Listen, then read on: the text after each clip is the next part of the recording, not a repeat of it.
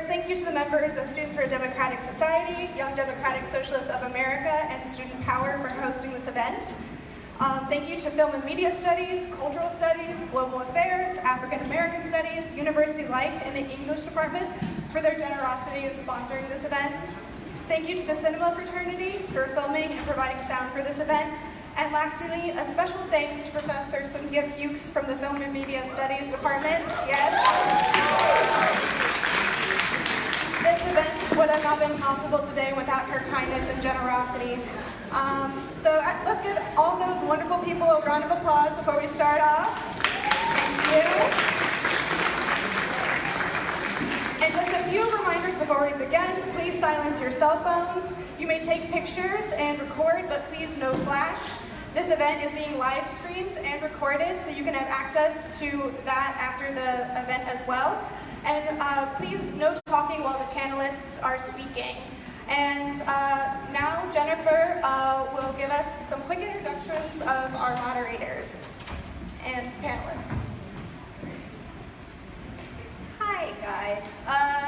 Okay, first up for moderator, we have Kayla Etienne Best. She is a junior at George Mason University, majoring in cultural anthropology and creative writing. She is president of George Mason University's Students for a Democratic Society.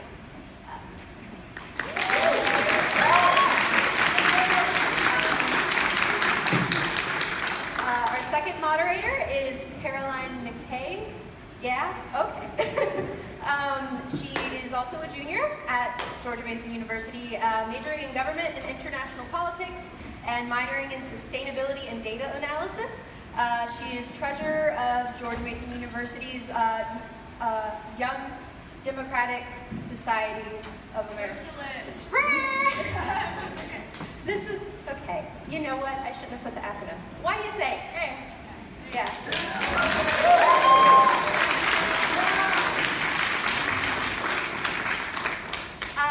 So our first speaker is Bennett Shoop.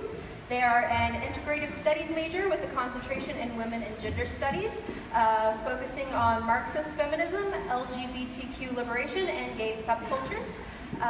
They recently presented their research on female drag queens and misogyny at the National Conference on Undergraduate Research. So.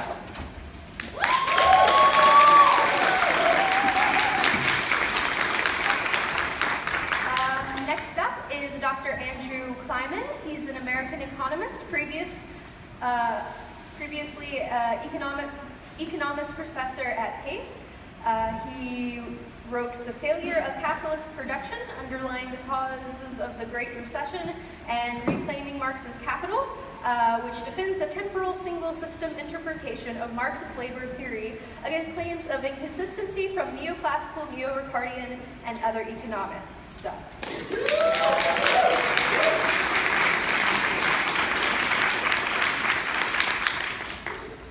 Next is Dr. Richard D. Wolff. He's a professor of economics emeritus at University of Massachusetts Amherst, where he taught until 2008, co-founder of Association of Economic and Social Analysis and its quarterly journal, Rethinking Marxism, also co-founder of the nonprofit Democracy at Work, and also authored many books, including Understanding Marxism and Democracy at Work, A Cure for Capitalism.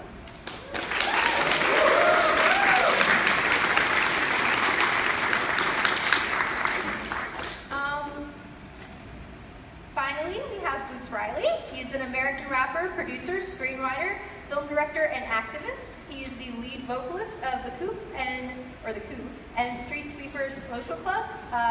He has had his feature film directorial debut, Sorry to Bother You, released in 2018, which won an Independent Spirit Award for Best First Feature.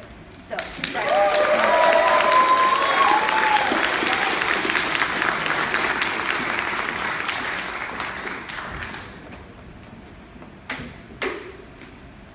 yeah, thank you all for coming out. We can start the panel right now with our first question. So this is a question for everyone.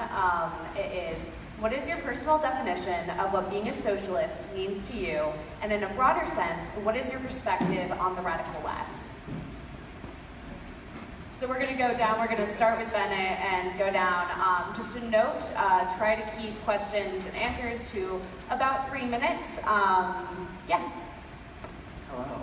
So, I first discovered socialism when I was in high school working for an LGBTQ nonprofit, and I read the Combahee River Collective statement that talks about their political outlook and how they expanded Marx's analysis to be intersectional. And I think that that was kind of my awakening in terms of socialism. But in high school, I was very much involved in like democratic socialism as an ideology. And now, as I've read more and more, I'm much more firmly a Marxist-Leninist and kind of understanding that, to me, socialism is the understanding of class struggle expanded to the need for a dictatorship of the proletariat, as Lenin says in the State and Revolution. And I think that socialism means that workers and oppressed masses are in charge of this society that has previously oppressed them, and that it is an overturning of all of these thousands of years of histories of class oppression. And when I think of the radical left, I think of all of the struggles in the 20th century that have been so vast, from the various socialist revolutions that happened throughout the world to campaigns like wages for housework, that just show that there's so many different varieties of people trying to fight for change, and that we're really just a very impressive movement that is really just working against so many different kinds of systems that are trying to make people's lives hard, and that it's a really inspiring history. Awesome. I basically have a lot of affinity with the thought of Karl Marx. And from, you hear about socialism and it's state property versus private property, or planning versus market economy. That's not what Marx was about. In the Communist Manifesto, he said, we will have an association in which the free development of each is the condition for the free development of all. That's what he was struggling for. That was his vision. Okay, and I think that's what we need. So it's not about some property form, but a property form comes into it, or something like that, because what we have right now is a situation in which the vast majority of people in the advanced countries have to spend their whole life doing what somebody else tells them to do at work, or else they starve. That is the biggest social problem we face in the advanced countries today. That is unfreedom.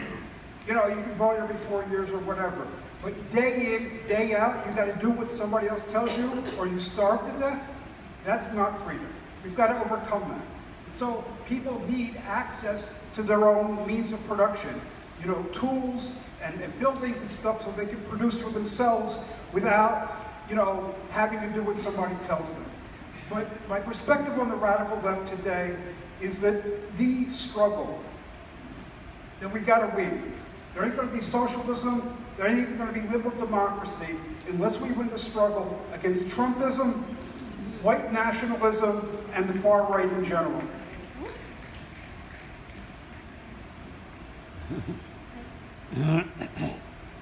Okay, I think of myself as a socialist, partly because I can't imagine not being a socialist.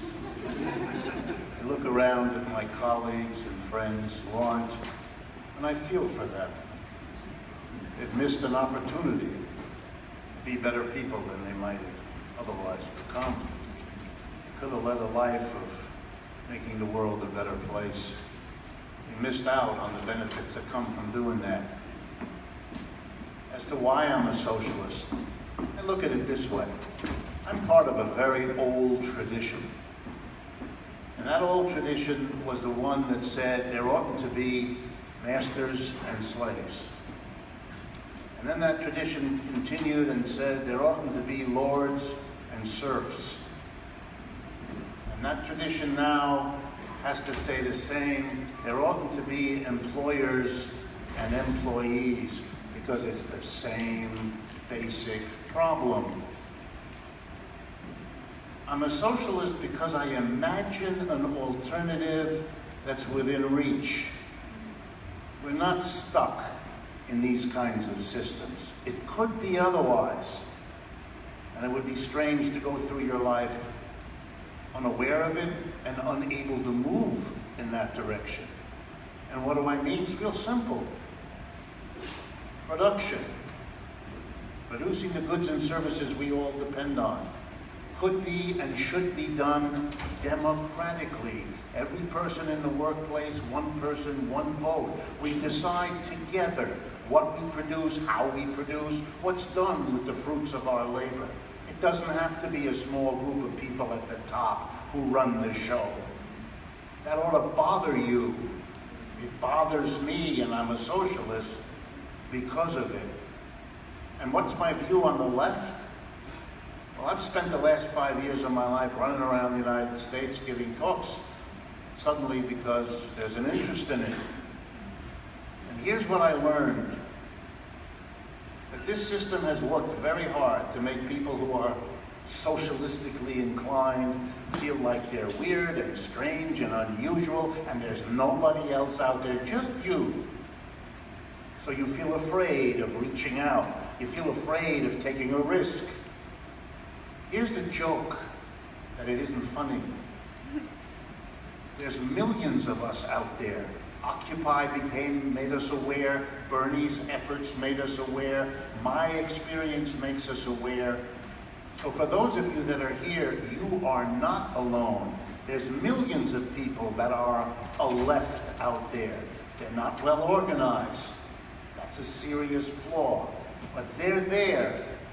And the job of people that are conscious is to go out there and help build the organizations on that basis, because then we can, in fact, change this society.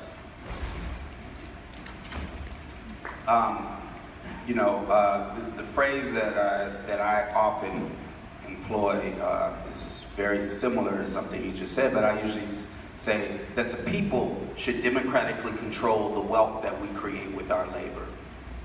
Very few people will openly disagree with that. I don't care where they're, because they will sound stupid. No, really, just a few people should control the wealth that everybody creates. They'll quickly try to use some other catchphrases for their ideology, but they won't go and challenge that. Because I think we all can say that if we're spending our day doing it, we should have some control over it, right? There are some folks that will argue otherwise, but most people would agree with that. And what is that system called, where the people democratically control the wealth that we create with our labor? It's communism. And we can call it whatever we want to call it. We could call it, and there's arguments that I don't need to be in that have to do with how do we get there. Because that's one thing, we're here, that's there. How do we get there is something that we're only going to figure out while we do it. We can sit around and say this will work, that won't work, and we should look at history. But often what I find is that we get so caught up and look in that we make splits in different organizations over what color the buses will be once the revolution happens, and we don't do the actual work. So I don't really care what it's called. I know what it's called, and I'll say that I'm a communist. But if you call me socialist, I'm not going to argue with that. You could call the system that we want to make cupcakes. I don't give a fuck. It's about what are we actually talking about. And sometimes we get caught up in these labels because we're trying to say, well, these folks that tried to do this made some mistakes, and I'm not part of that, right? They did that over there, that's them over there. But what I want to do is something new. Well, that's bullshit, because we all want to do something new. We all don't want to make mistakes that were made, but we also all have to look at what victories were gained before, right? And so this idea that we are, I have a lot of friends that might call themselves anarcho-socialists or whatever. And that's them being like, and they'll be like, you're a Stalinist. And really what it is them saying, there were mistakes made, you're part of that, I'm not part of it. But we're all here because of what happened in the past. We have no way of getting out of it. We're here because of that, and the question is what do we see that worked? What do we see that didn't work? And what are we going to do today? I think, as far as what I think of the radical left right now, I think that we've spent decades since the beginning of the new left running away from actual class struggle. That we have separated the campaigns we're doing from what our power base is under capitalism. And there are a lot of ideas about how that happened and all that kind of stuff, but we have gotten it to the point where we're involved more in spectacle than anything else. And by doing that, by being like, what we need to do is get people out on the streets, and that's the be-all, end-all. We've sold people the wrong idea about how power works under capitalism. We've sold them the idea that how power works is enough people say that we don't like something and it'll happen. And that's this idea that gives us an idea that there's a democracy under capitalism. And the truth is, we're only going to get what we want by having a movement that can withhold labor and as a strategy and tactic towards building a larger movement. And that movement can't just be about withholding labor just for higher wages, obviously, because that's very limited. But it has to use that, and it has to have a radical vision to it that says we want to build a new world, we want to build a new society. Sorry. Well, as you guys may know, at Mason, the Koch brothers have been donating millions of dollars to the school using the private university foundation to avoid being accountable to FOIA requests. The Koch's agreements from other universities illustrate their attempts to control academic matters. What do you believe is the impact on public education with these growing trends of privatization through donations that allow donor influence?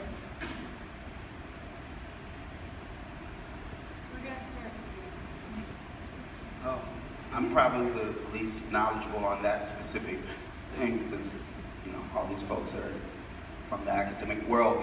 But obviously, who's funding education is who's deciding, the ideology behind it. And, that's plain and simple, that often universities are about creating a management class for the system as it exists. And,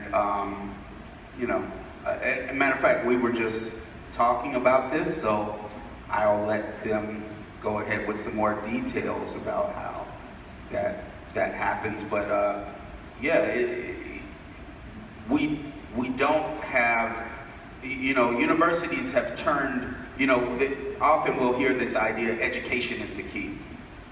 Education is the key. Like, they'll show a picture of impoverished people and they'll say, education is the key, right? Which it does two things. One, it tells us this bullshit idea that, people are just not taking the opportunities that are out there and they could learn a lot. And then it also at the same time puts out this idea that universities are mainly about the exploration of knowledge and us bettering, ourselves. They can be that. They could be that. And, but often it's around this idea of making things more efficient. Making there be just the right number of impoverished people to keep wages at a certain level. Making it be so that companies are run so that they can make more profits and pay people less.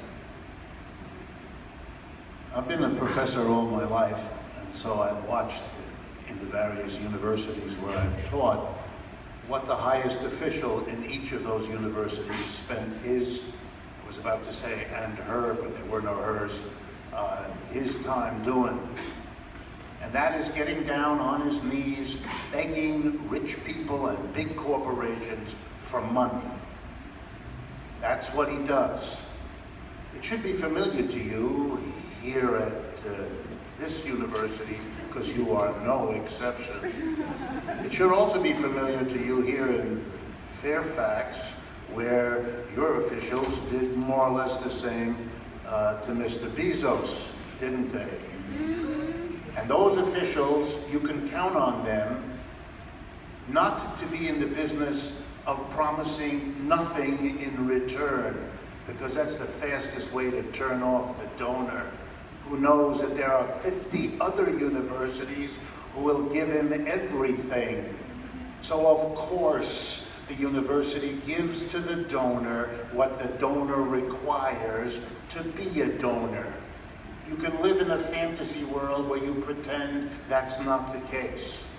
But unless either you were prepared to pay the price, or the state was prepared to fund education, without one of those options, you're going to be begging so that the rich keep you going. And they will make sure that education serves their interest to reproduce their situation, and not some interest that other people have to go in a different direction. Final little point. In countries that are also capitalist, human beings have decided this is an intolerable way of running education. They actually think, I'm thinking here of Germany, they actually think that education is so important that it shouldn't be dependent on corporate funding, and it shouldn't be dependent on your funding either. All higher education in Germany is free. Zero tuition, zero fees. And not just for German citizens, for anybody, like anybody in this room. If they can do that in Germany, it ought to bother you that they can't do it here. It ought to bother you a lot. An example of that is the pharmaceutical industry, which often will be able to cite certain studies by scientists who also went to school and were funded by them, right? And so we come out with certain ideas about antidepressants, because there's a lot of money in that, other medications. And even though there'll be a rogue group of scientists who will say, no, all of this is bullshit, they're not doing their testing right, antidepressants actually cause depression in many cases, all this kind of stuff. I was in Europe, and any psychiatrist you talk to here, I had some family members that I had to talk to psychiatrists about, they were all in lockstep with this idea because it brings in money. And they won't say that, they don't understand that about the learning that they got. But they'll not look at certain studies that go against what they learned in school, and that was funded by a certain thing. But now when I went to Europe, I was in Scandinavia, and I met a group of psychiatrists who thought that the way that people were being medicated was total bullshit in the US. And they had a different idea, and that all had to do with who funded their education. It didn't have to do with their level of learning. It didn't have to do with their experience. It had to do with who funded the education they got.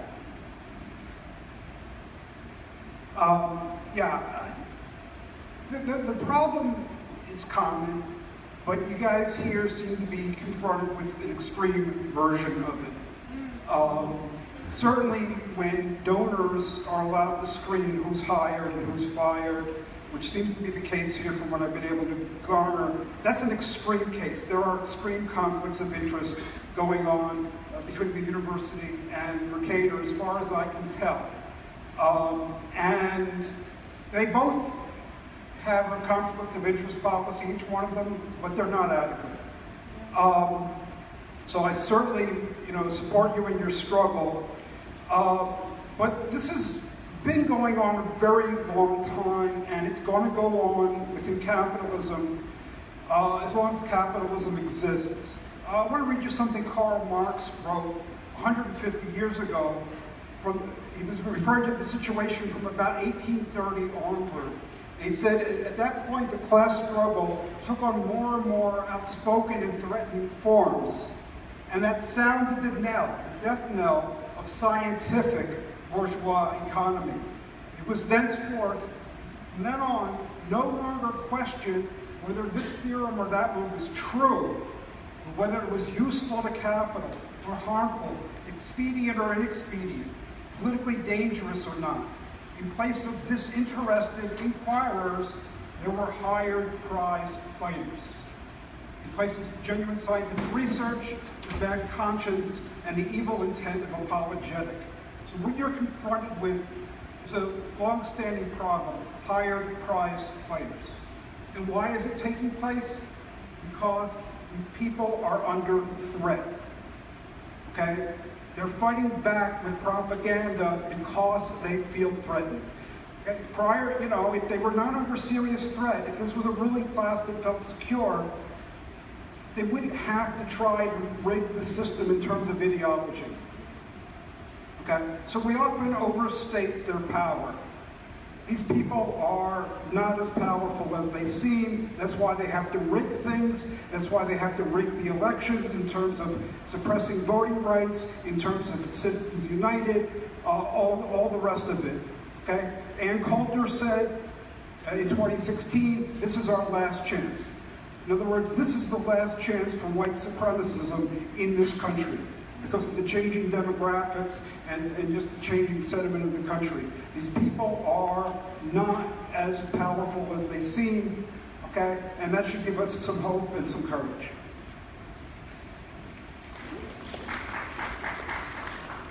So as a Mason student, I experienced this firsthand.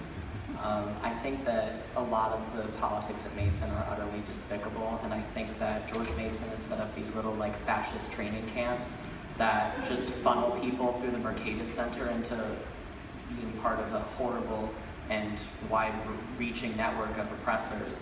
And I think that as students, the fact that we have to sue our school to know who is donating money to us and with what strings attached, I think is absolutely horrifying. And I think that it is essential that we counter this kind of academic influence, because they are teaching ideas that go against the fundamental tenets of what makes people a human being. And the idea that all of this individualism and all of this, care of the self and no other, I just think that it's just some weird libertarian bullshit that we need to, overcome as a school. Thank you. So our third question, we're going to stick around talking about Mason. Professor Wolff, you mentioned this briefly, but we're going to talk a little bit about Amazon. So like you mentioned, they will soon be breaking ground on their second headquarters in Northern Virginia, with George Mason University supporting Amazon heavily throughout the process.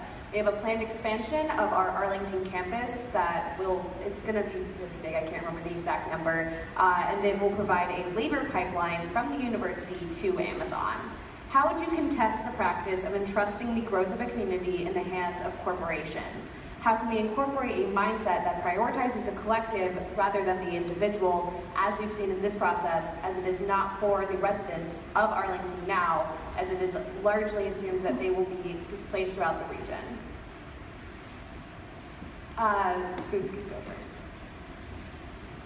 I mean, you all, the question is, how do we put out a political line that gives a clear analysis of what's going on? Part of that has to do with what kind of campaigns that we engage in, because we can have documents, we can have pamphlets, and we can have all, any number of ways of getting ideas out. However, they don't stick to people unless people are involved in struggle in one way or another, right? And so that has to do with not just the campaign around, not just a campaign around getting information out about how capitalist entities don't have the best interest of the area involved, but it has to do with people seeing where their power is and people feeling empowered. A lot of times people turn off to these ideas because they don't think they can do anything about it. because it sounds like noise to them. The same reason that some people will just turn off the news. Or the same reason that people like certain kinds of news, because it's more like entertainment and it's not about them, you know, it tells them things in a way where they can feel okay about not having anything that they can do about it, right? So the best way for us to garner engagement with these issues is to organize people in their daily lives and what they're involved in. So much of my time as an organizer was spent with people telling me, oh, that's cool, you know, that's cool, that anti-police brutality campaign, that's cool, I'm down with it, but I gotta go to work. I gotta go pay the bills. And what's happening is that people are engaged in the class struggle individually. So they're not really engaged in the class struggle, they're engaged in the struggle against capitalism, but our job is to collectivize that struggle. So our job is not just to tell them about this idea that we don't have a foothold in, but to gain, to help the community gain a foothold at wherever they are and bring in these issues as well. I can connect this issue with Amazon to the first question about why I'm a socialist. Just look at it. For 2 years, the Amazon Corporation held a contest. Cities, towns, and states across the United States spent the scarce money they have for economic development officials and accountants and lawyers to create a begging program, or you could call it by another name, a bribery program. Each town, each state, figuring out how much of the scarce tax dollars they raised, they would offer to this Amazon corporation if only they would come. What a spectacle. The so-called democratically elected political officials begging to give money to a corporation that's already richer than God. What a picture. You want to know why I'm a socialist? How come you're not? How can you live in all of that? But I'm not done. We want to give them money. Virginia promised roughly $3 billion. New York also promised $3 billion, and they both won the contest. The big losers. They thought they won. They got ripped off royally, didn't they? But they thought they won. That you're going to give money you need for your schools and your roads and all the things that make life, but you're going to give it to the man, Jeffrey Bezos, who already has $150 billion personal wealth. He's the richest man on earth. If he had paid the money of the subsidies he got, you wouldn't have to, and he'd still be the richest man in the world. This is lunacy. But I want to leave you with a positive message. Yeah, your university supported it. Yeah, your top political officials did. They always do. But they don't always win. The governor of New York supported it, Mr. Cuomo. The mayor of New York City, Mr. de Blasio, they supported it.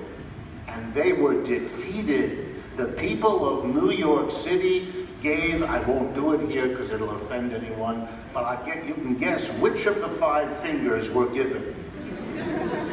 And Mr. Bezos discovered that you can't always, in this capitalist society, score a capitalist win. You can go too far, and then the whirlwind will catch you. There will be no Amazon headquarters in New York City. That project is dead.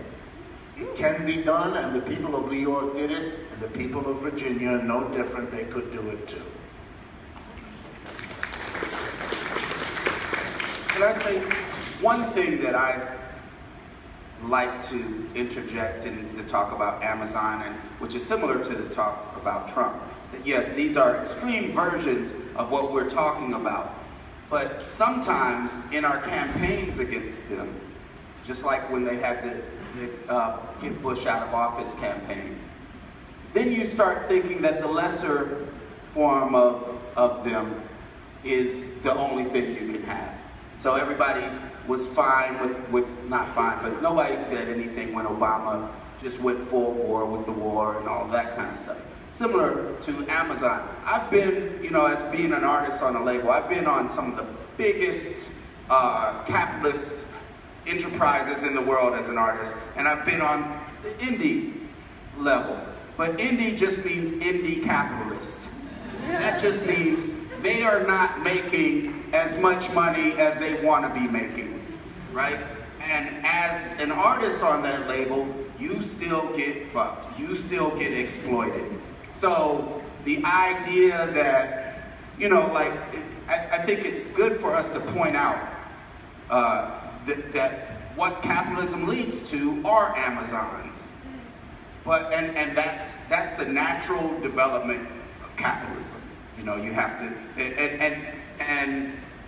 but it's not, just because Walmart is smaller doesn't make it better. Right? Doesn't make, now there may be organization, as far as our fight, there's pros and cons, and some things may be better situations for us. But sometimes when we focus on just the big bad Amazon or the big bad Apple or we start looking for a friendlier looking capitalism.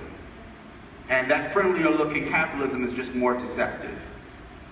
And so I think that in that discussion we should talk about how do we stop what's bad about them? How do we stop the sweatshops? How do we stop all of those things that we don't like about Amazon?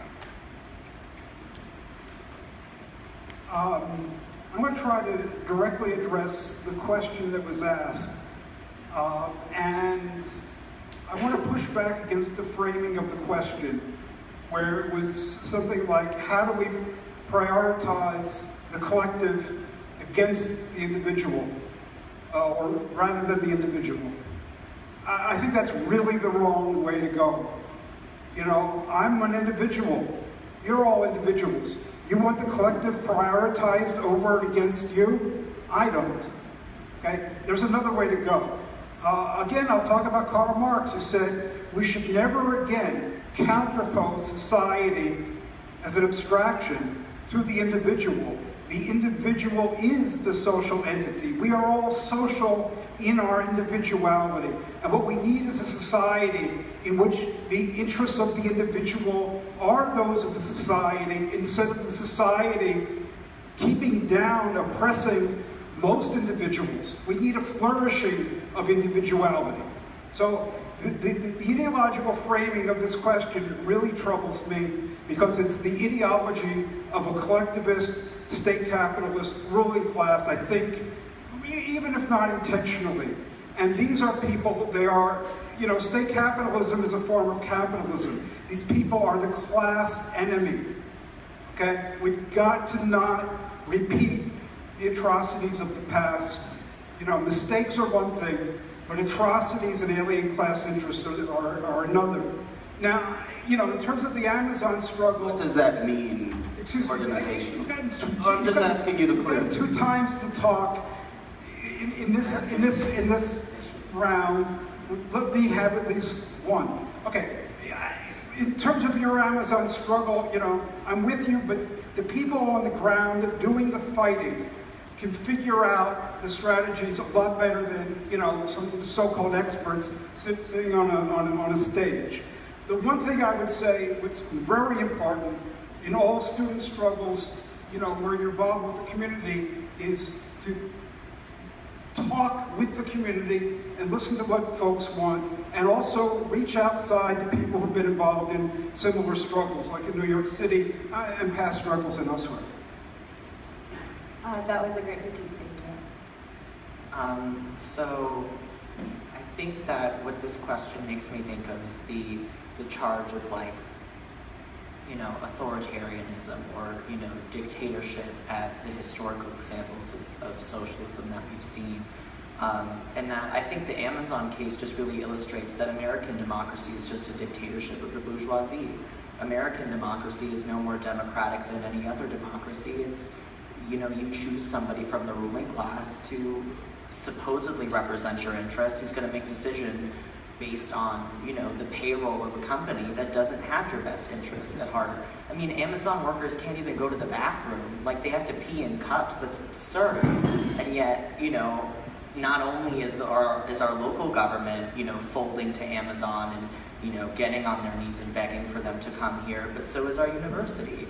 An institution that's supposedly supposed to stand for educational freedom or whatever they pretend to say, is really just creating another pipeline from Mason to another corporation and more corporate interests. And I think it's an utterly, again, despicable practice. Thank you. For the next question, in light of Kavanaugh's appointment, the Women's March, the Me Too movement, and the resurgence of mainstream feminism, what do you think is the importance of feminist politics on the left? We're going to start with you, Sarah. It's the same. It's as important. It's just the idea that women are human beings, and we're fighting for the freedom of human beings. So that's very important. You can't fight for changing the system without fighting to change what happens with the oppression of women. So it's inextricable to the fight against capitalism. I really can't add much to what Boots said. Any movement that wants to bring social justice around issues of wealth and power has got to confront the subordinate position that women have been crammed into for so long that we can hardly imagine the alternative. It's why it's so hard to get people to break with what they think is normal, to discover that it is outrageous and unfair. That's part of the struggle, and part of the way socialists win is by showing that what they're committed to is something that all the other oppressed people from other parts of society can identify with. That those who struggle against sexism find partners and allies in those who fight against capitalism and vice versa. That's how you build what one great Marxist thinker, an Italian fellow named Gramsci, talked about, a coalition, an alliance of the people who have a shared interest in transforming a society. That kind of a shared alliance is a majority and is capable of changing a society. I think Me Too is a movement that can do a lot more to improve the everyday lives of women than almost anything else. Freedom from sexual harassment, being exposed, etc., etc. It's so incredibly important. And this has independent validity. It is not reducible to wealth redistribution or struggle against capitalism. Listen to what women are saying.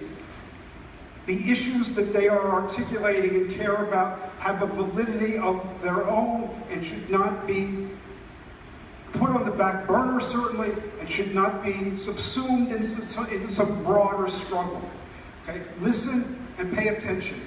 Women are now in the lead. Women are in the forefront of the resistance to Trumpism. They're the backbone of it, and we even saw this in, among the bourgeois politicians in the 2018 midterm elections. But what was Donald Trump met with his first day in office? The resistance, the Women's March, okay? From out of nowhere, self-organized, 4 to 5 million women and also men, and I was proud to be part of it. But this was the leadership of women, and we've got to listen to them, and we've got to respect their leadership, because they are the ones that are in the forefront right now. A certain moment in the history of the U.S., the black people were in the forefront. Civil rights struggle, youth against the Vietnam War. This is the moment of women being in the forefront. Why are they in the forefront? Because they have so much to lose. Because the pussy grabber in chief is occupying the the White House. And they're saying, no, we're not going to go back. Okay? And so they have an implacable resistance, not just to taking away of health care, although that's important, and not just to, one thing,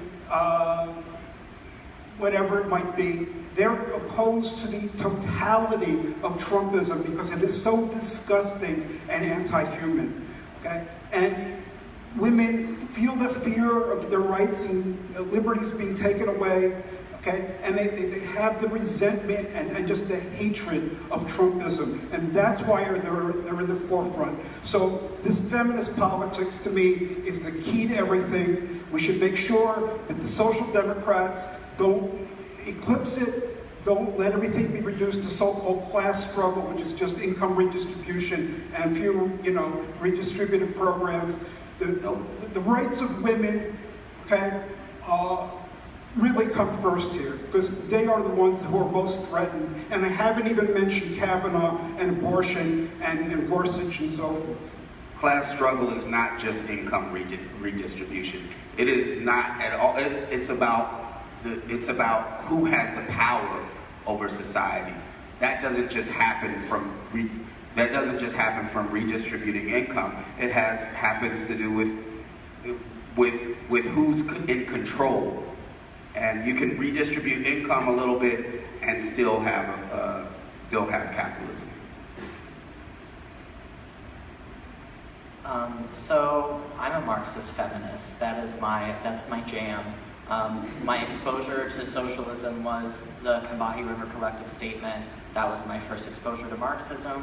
And I think that Marxist-Feminism provides us with an essential framework for understanding capitalism.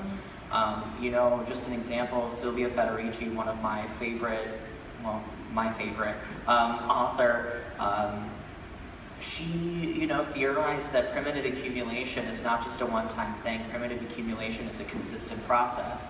And a lot of people aren't hearing these ideas because a lot of men on the left don't think that feminism has worth. And a lot of men within socialist movements don't think that feminism is important.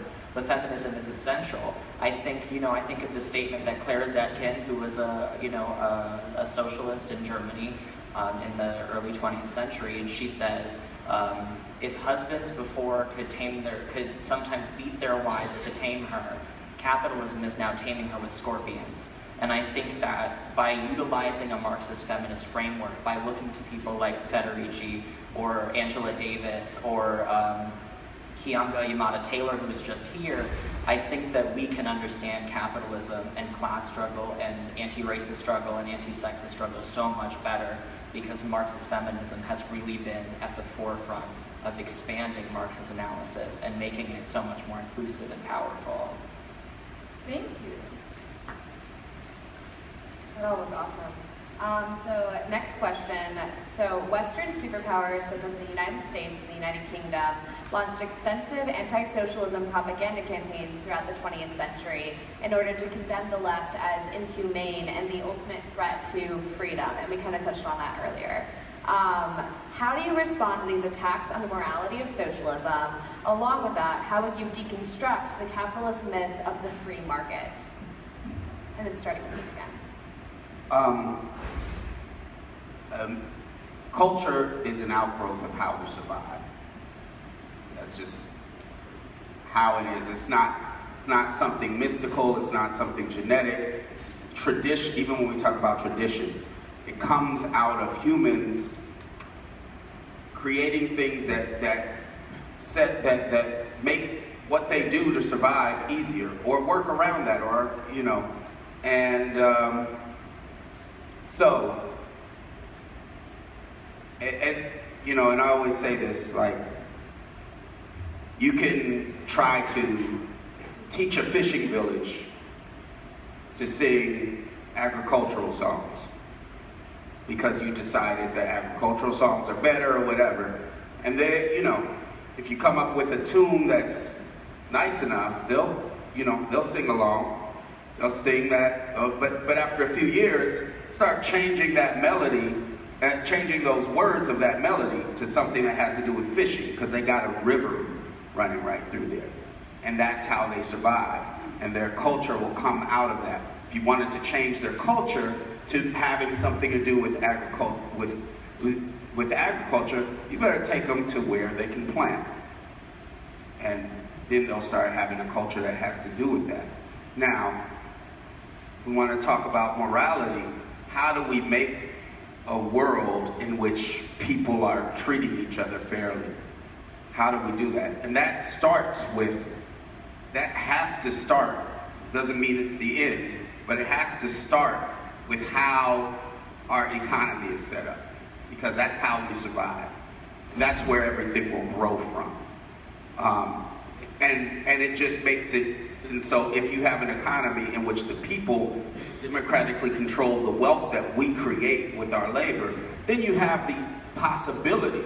That doesn't mean that you don't have people treating each other unfairly. That's a struggle that still takes a while, but you're not going to win it. You're not going to make gains until you have something in which the people have that power and the ability to do those things. Now, when we're trying to create a system, when we're trying to create anything in life, there are people that take advantage of that. There are mistakes. There's all sorts of things like that. The question is still, which thing has the moral authority? Which thing has the moral authority overall in concept? And which one are we going to fight for? Which one is going to lead us to fighting for other things? That's just the basic question. So after that, you can get into critiques of what people did and what people will do, but you have to have that framework first. And so, you know, I think the basic thing is that when capitalists when capitalists try to talk about the morals of socialism, I say, well, you know, capitalism is based on a few people exploiting the many. There's nothing moral about that. And everything that there is that's set up to uphold that is just a sham to cover that up. For me, it's very similar to what Booth says. For me, it starts with the organization of the workplace. You know, for adults, that's where we spend most of our lives. 5 out of the 7 days, the best hours of the day, we're at work. We're a society that has any genuine moral commitment to democracy, then the first place it should have been instituted is where we spend most of our time, at work. And that has been the place from which democracy has been excluded from the beginning of capitalism, including in this country. We do not organize workplaces democratically. We never have. A tiny group of people, the capitalists at the top, whether it's an individual or a family or a board of directors of a corporation, make all the decisions. The majority of people, the employees, have no say whatsoever. They do what they're told. Many of you are preparing, whether you're aware of it or not, to play that subordinate role in the rest of your life. That's a society that has given up much claim to morality. But we could go on. 1%, the top 1% of Americans own more wealth than the bottom 90%. That's a result of capitalism. What else could it be the result of? 20% of the people get the bulk of the income, 2/3 of the income in the United States, leaving the other 80% to fight over what's left. And fight we do. These are not moral arrangements. Of course, the ideology around the world has to find something to beat up on socialists for, because if you allow the socialists to focus on the things I just said, the game is over. The morality contest is done. So you find things in socialist societies that aren't so good. They have those. They're not nirvana. They're just another stage in the human development. They have problems to solve. The society that came out after we abolished slavery, it still had problems, but it didn't make the abolition of slavery a mistake. It was a step forward, and going beyond capitalism can and will be the same, because it will be moving forward and allow other problems to get attended to. There'll still be struggles. No one is subordinating anything, but there is something core to the production of the goods and services without which we can't live, and that core has to be faced, and that's where capitalism's morality collapses, and where the socialist alternative has a powerful way forward. Yeah, in terms of critiquing the free market ideology, Microphone? Yeah. Giving away Marxist-Humanist Initiative, this little free flyer, purple. Everybody picked this up. This is a debate that I had with a libertarian economist, Per Bylund, in Sweden 2.5 years ago. It lays out, I think, a very effective critique that has not been answered, having to do with the so-called primitive accumulation. You know, what they did to rig this free market after they took away everybody's property. They took away the property of the immense majority of the farming population, so that they had to work for other people. And then they said, "Okay, now we'll have property rights." It's a scam. But do you guys know the term whataboutism? Whataboutism. What we're hearing is a good deal of whataboutism. Okay, you can't critique the morality of socialism because capitalism's worse, or capitalists do this and that. The hell with both of them. The hell with the capitalists, and the hell with the state capitalists that call themselves communists, but were really capitalists.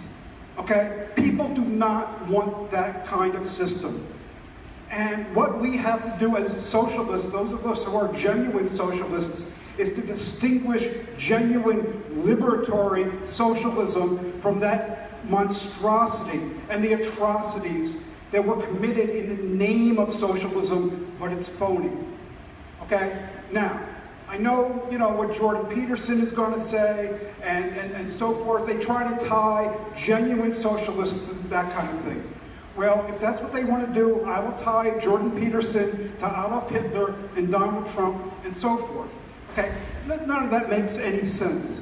But this is the road to genuine socialism, and forward movement in this country and throughout the world is to battle the people who have usurped the name of socialism, created monstrous, horrible, dictatorial, unfree systems, because people don't want that.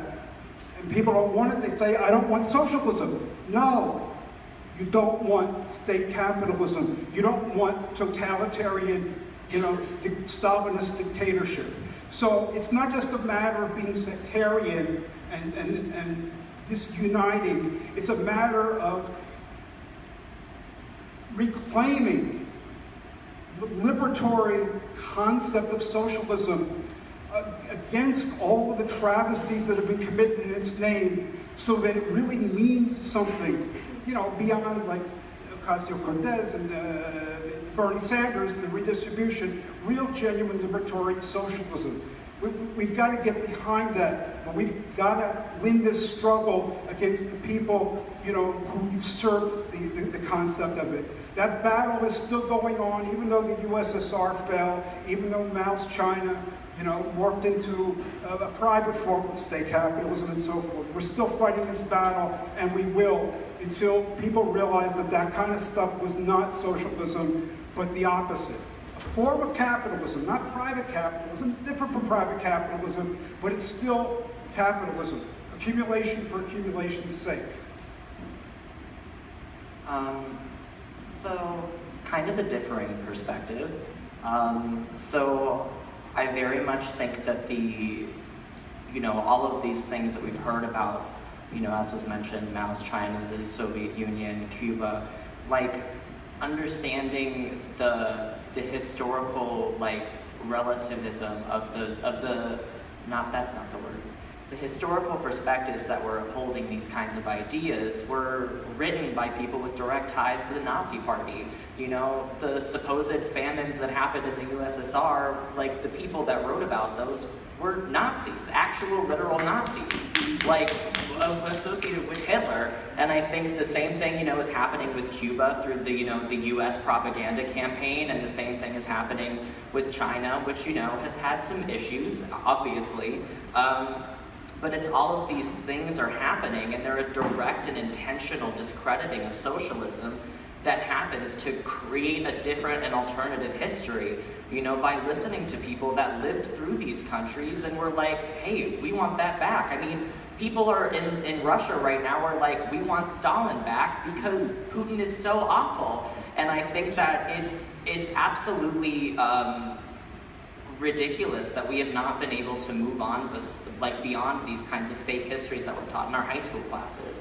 And you know, when you think about like, oh, well, you know, suffering and whatever, like when you think about the Great Depression, you know what happened to the Soviet Union when the Great Depression happened? They achieved economic growth because they had an economy that was planned.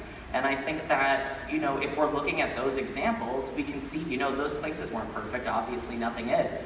But if we learn not only from their mistakes, but also from their achievements, that is how we learn how to go forward. And can I ask a question? So, with that sort of phrasing that I say that the people should have democratic control over the wealth they create with their labor, do you disagree with that idea? No, but I think it's kind of on the surface. Okay. So, the basic ideas that we're talking about, which many of us define in different ways that have been talked about up here, sounds like you agree with those things, but maybe they're not being enough about them are not being articulated. No, I think that we're using the same words to mean different things. Okay. So, you know, this is the beginning of a little discussion, but the folks here have their questions. If they want to ask us this question, I'll be happy to go into it. I don't want to take over the event. You know? We have enough time for a question. I have time? Well, okay. Do you think that the people democratically controlled their wealth in Stalin's USSR or Mao's China? I'm saying this is what we're fighting for. Do I think that there has been something that has achieved communism? No, even the Soviet Union said that they were fighting for socialism. They never said that they had No, they said they had achieved socialism and they were fighting for No, that was done under Khrushchev. They said they achieved socialism. That was later in the 50s. Okay. After the, you know. So my point is, and I disagree with that. So I don't think anybody up here is without critique of the USSR, of China. Matter of fact, many of us have laid those out. And so it's kind of it's a false idea that people are without critique to call themselves socialists or communists. The point is what my question is, what kind of a society are we fighting for? And I guess my second question would be, has there been any movement that has gotten big enough that are fighting for people's rights that you think was worth saying right on?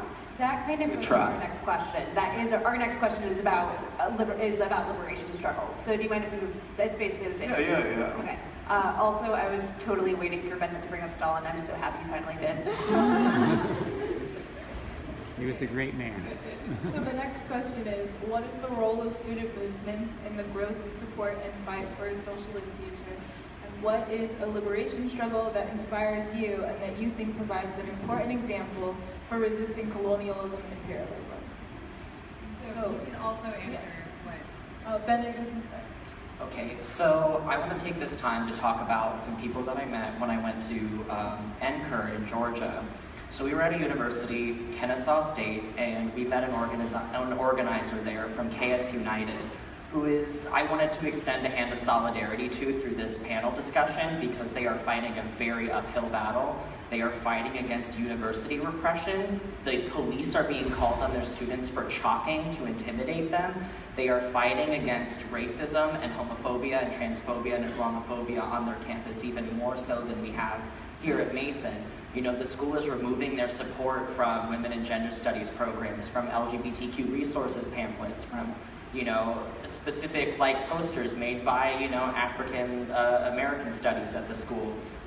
And there's just so much happening that they, you know, they formed a coalition of faculty and students and community members, which is not recognized as a school organization, which is their excuse for, you know, their punitive measures. But they're just demanding that the president denounce racism, and she's not. Dr. Whitten is not denouncing racism, and she has not taken action to promote or to create the Anti-Racist Education Center that had been promised to the school twice over the past 10 years. And I think I want to allow people to see just how far, you know, and how important student movements are for this movement to cut against this kind of university repression that's not just at their university, but that is in league with Georgia lawmakers to promote this kind of conservative agenda that is directly oppressing the student body. And you know, they refused to, you know, condemn the actions of a student who threatened a black student with the KKK. Like, it's absolutely unacceptable, and I wanted to take this moment so that people are familiar and aware of the struggle that they are having against their school, and extend that solidarity from George Mason to them. Because, you know, as, you know, the incoming president of YDSA, I think, or what was formerly known as YDSA, we're changing a name. But, you know, I think student movements are really important, and so I wanted to take my time to talk about that. But just a quick answer to the liberation struggle. I think Cuba's really nifty.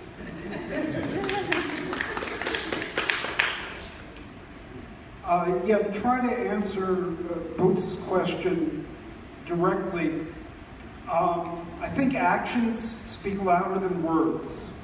So if one says, you know, I'm for people's democratic control, you know, over wealth, and then they end up supporting, being apologists for minimizing atrocities, totalitarian oppression, calling state capitalism socialism. I mean, if it's state capitalism, it's a form of capitalism, right? How can it be socialist and state capitalist at the same time? You talked about socialist societies. You've previously called, you know, the USSR state capitalist. You're going to debate with something I said on another occasion? I'm going to look at your body of work and try to understand how you can call something socialist and state capitalist. We're not here to discuss it in my body of work. What are you talking about? And why are you doing this? I'm trying to answer his question. No, you're trying to be combative. No, I'm trying to answer his question. My mistake, you're not combative. Look, if I'm combative or not combative, that's not the issue. I'm trying to answer his question. Then why do it? Why should I? Okay. Difficult. Why will I answer his question? It's difficult. No idea what you're talking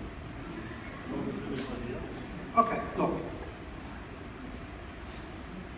Let me go back to the basics. We have to reclaim the vision of liberatory socialism. That can only be done by merciless, ruthless criticism and condemnation of those systems that usurp the name and impose totalitarian control and unfreedom on people. This is not what I'm about. This is not what genuine socialists are about. And as long as those two things are confused, the cause of socialism is going to suffer, and I don't think it's going to advance at all. Okay? We're talking about the future of the world here. It's not a matter of trying to be difficult or combative. Okay? So, again, actions speak louder than words. Which side are you on?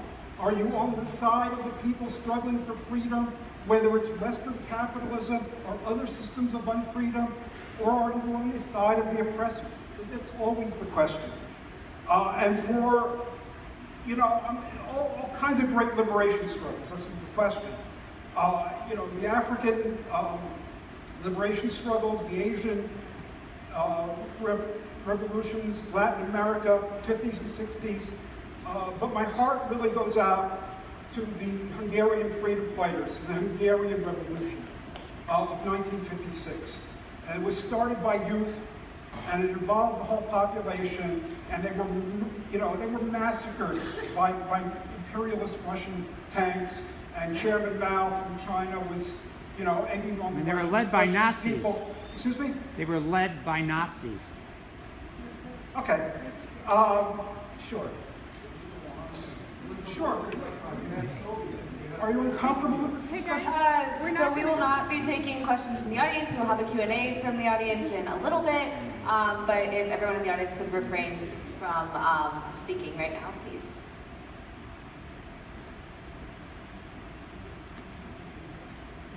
Yeah, one of the weaknesses of the left is a tremendous desire upon parts of it to have a debate over who's genuinely in the club and who's genuinely out of it.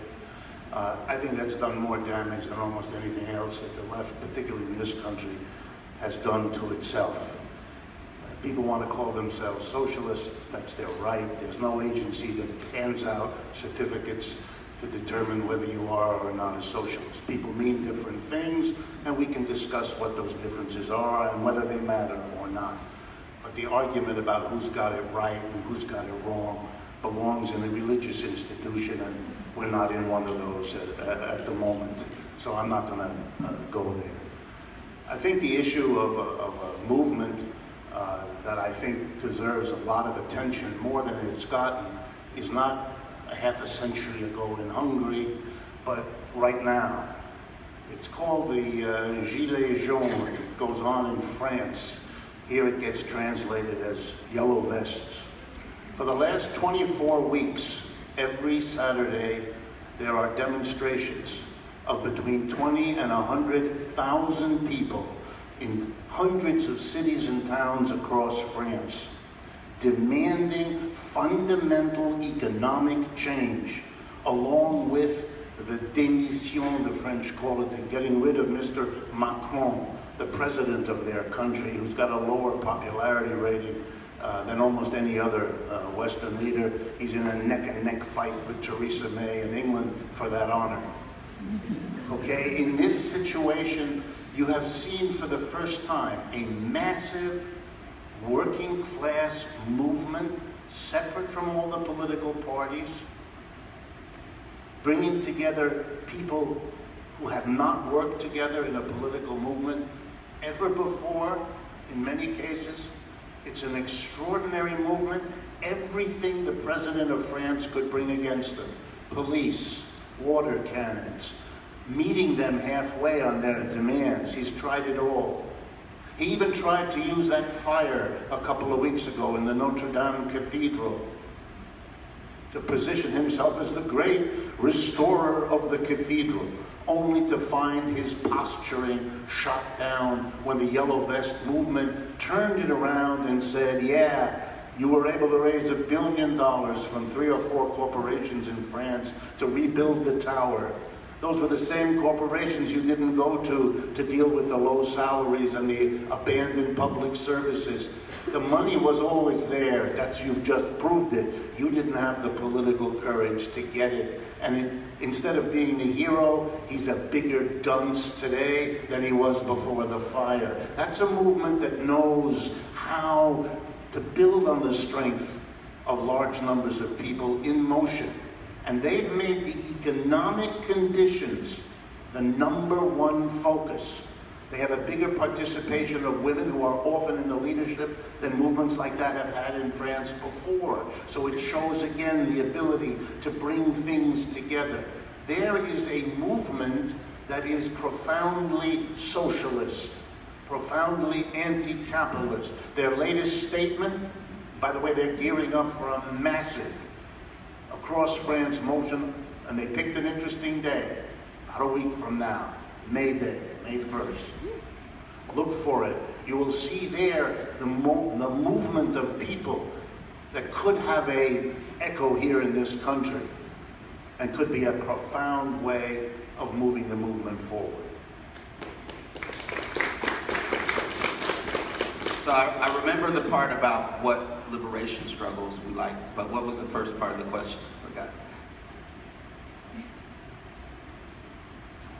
What is the role of student movements in the growth, support, and fight for a socialist future?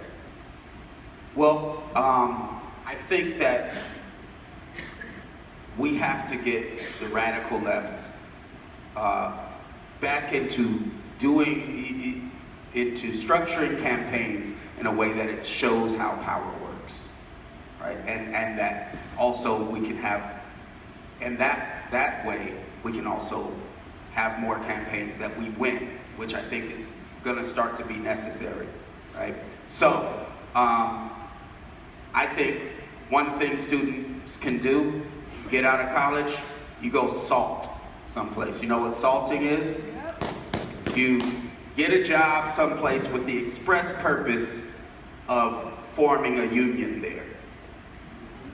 And with just basically to get in there, meet people, form a union. But we need a new, radical, militant labor movement that uses the withholding of labor as a strategy and tactic for winning campaigns and turning into a more radical movement. Now, for that to happen, it can't just be around wages, things like that. But those are the things that people are dealing with, and that's what will probably be the thing that it would start with. But it has to go beyond that, and it has to be led with an outward, with an open, radical vision. Think about it like this.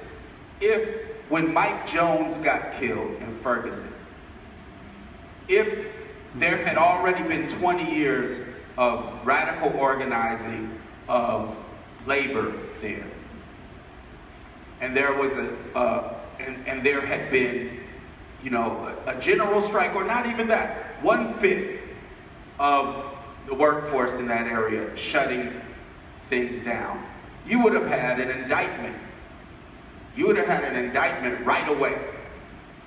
Who knows, it could have took a week, we could have 2 weeks, but that would have scared people, because that's where power is. Everyone knows the idea, no matter where on the political spectrum they are or how advanced they've learned about it, people know the idea that the people with the money have the power.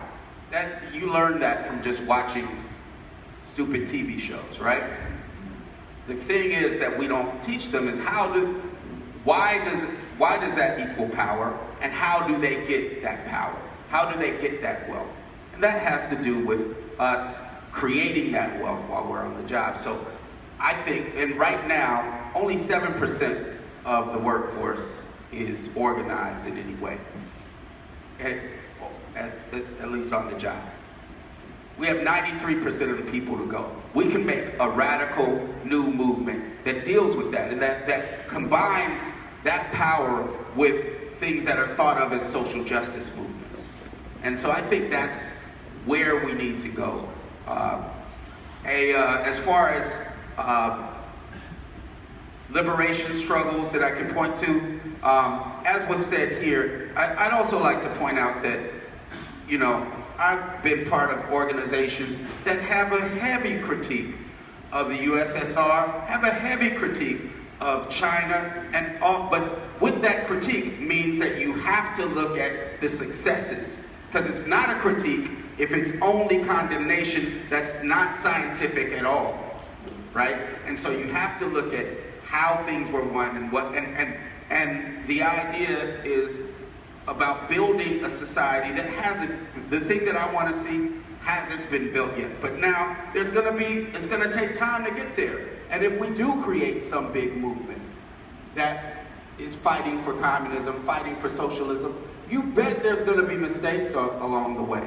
Does that mean everybody should condemn it and get rid of it? No, that means that you critique it, you transform it, and you keep moving on, right?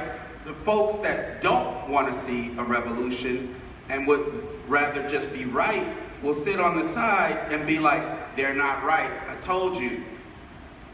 So, which leads me to a movement that I will point out, and that's the Colectivos in Venezuela, right?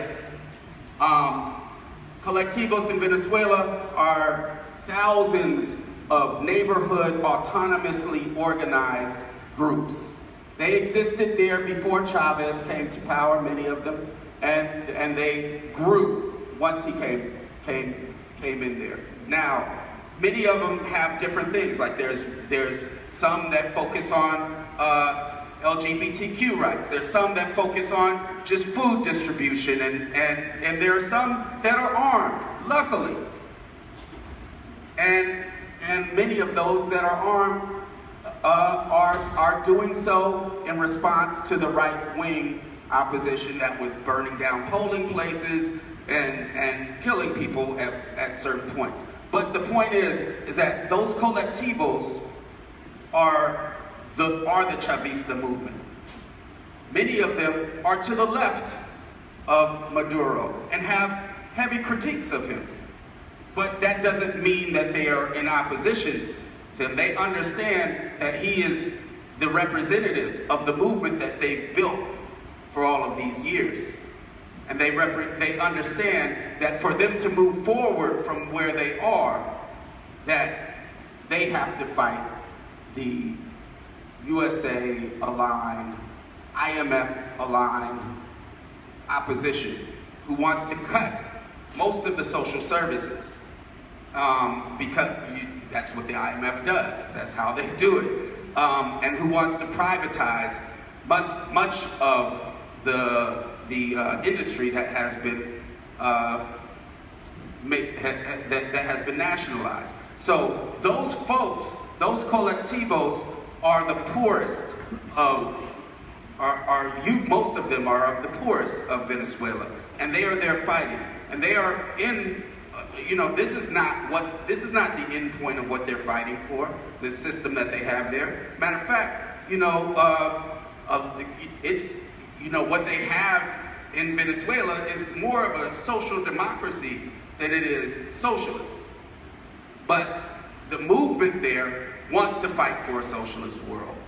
And those are the people on the ground. And when people are defending Venezuela from a coup or opposition, for me, that's defending those people. And Maduro is just their representative that they elected, partly because he's who Chavez said to elect. So, anyway. Awesome. So we're running a little bit over time, so this next question is going to be our last one. Try to keep it a little bit on the shorter side. No, everyone did so good. So what steps should individuals take in order to reach this goal, and that goal being a future without capitalism? So this is pretty much what people take away from this event and be like, oh, I need to go do this, and this will help me get to this future without a capitalist system. Join a party. There's lots of socialist organizations out there. PSL is one of them. We have a YDSA branch here, although name change. But, join an organization. You can't organize against capitalism alone. There's a lot of people doing a lot of really good work organizing against homelessness and hunger, and just also providing simultaneous education campaigns. Those things are really important to not only uplift, but also to be a part of, educating yourself and engaging yourself in the struggle, not just for yourself, but for the entire community that you live in. These are nationwide organizations. It's not just some, club that you go to have a fun time. This is a thing, or, an organization you join just to, intellectually just jerk yourself off because of how intelligent you are. But join a party, join an organization, do something. That's the step you need to take. Reading a book can only help you do so much.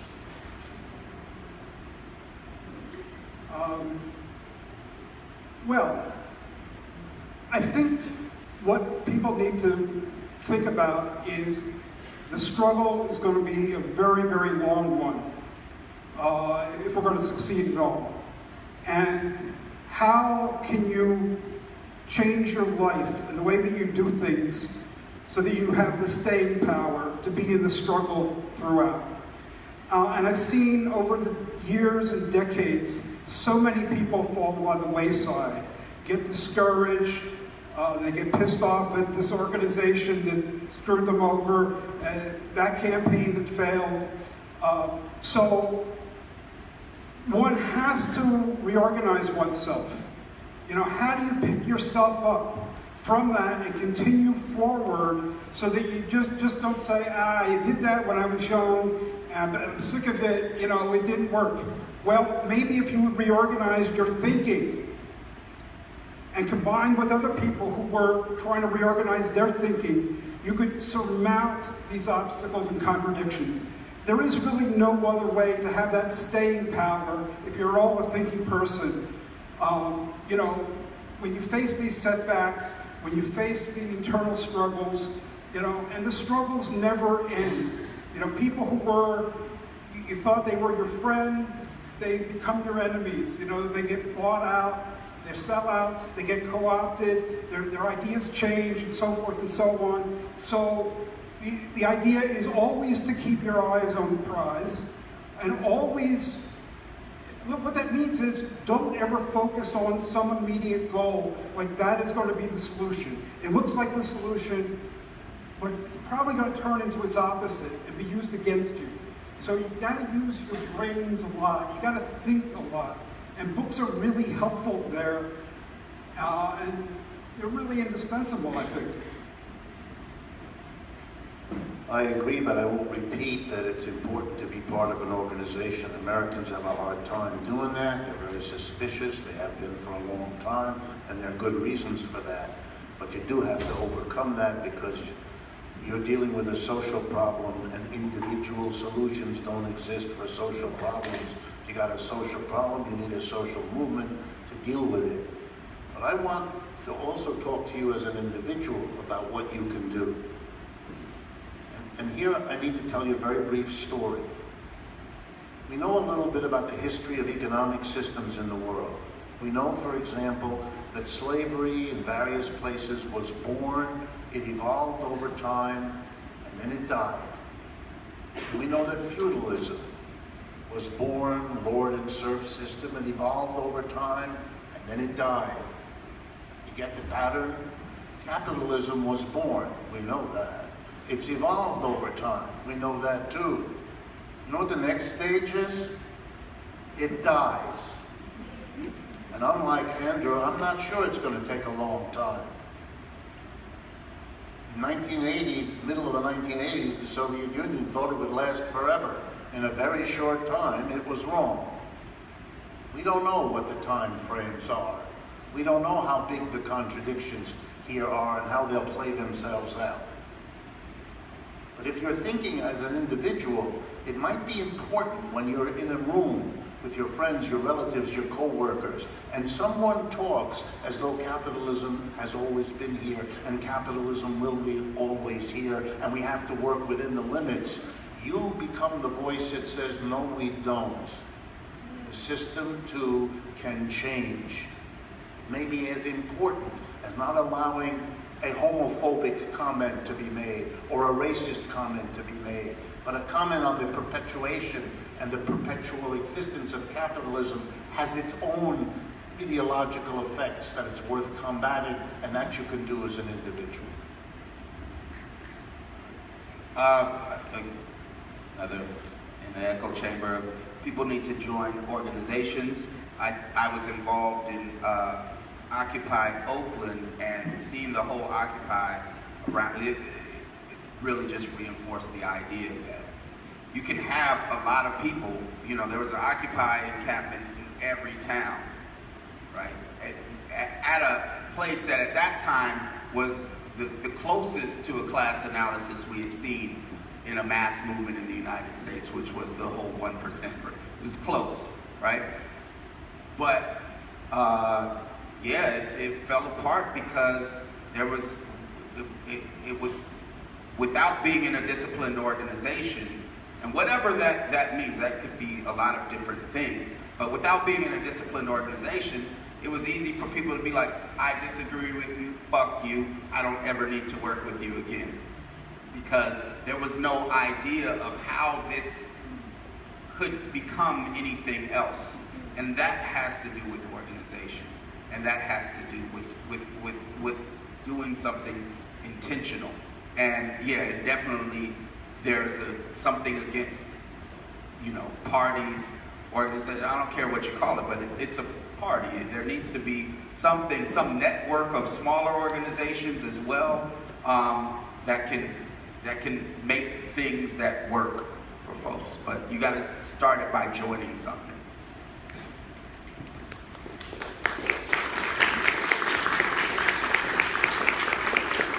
Thank you to all our panelists. That was a very interesting and informative discourse. And that concludes our panel portion of the event. We will be now moving into Q&A. We have 2 microphones on either side of the stage here. Please limit your questions to 1 question with no follow-ups. And if you do have a question for a certain panelist, you can direct to them. So please quickly and quietly make an orderly line to either of these microphones, and I will let you know when it's time to go. Yes. I just wanted to remind everyone that this is a discussion, not a debate, so please keep that in mind while you're asking your questions. And thank you to our moderators. Let's give them a round of applause.